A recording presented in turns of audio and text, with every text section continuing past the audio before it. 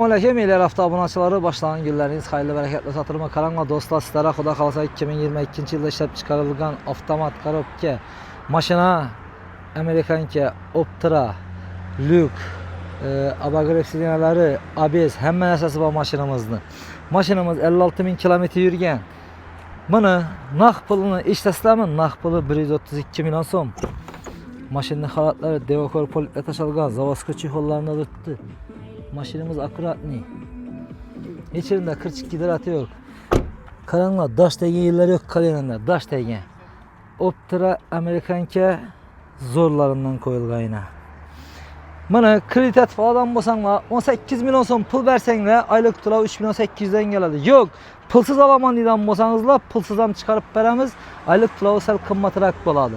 Xalagan banklardan çıkarıp alışınız mümkün. Xalasanglar naqa, xalasanglar kredite. Narxı 132 milyon so'm. Maşinamiz ileri haftada dırttı. Personellerini kaldıramız. Sizlere kütüp kalamiz. Sağ olun, salamet olun.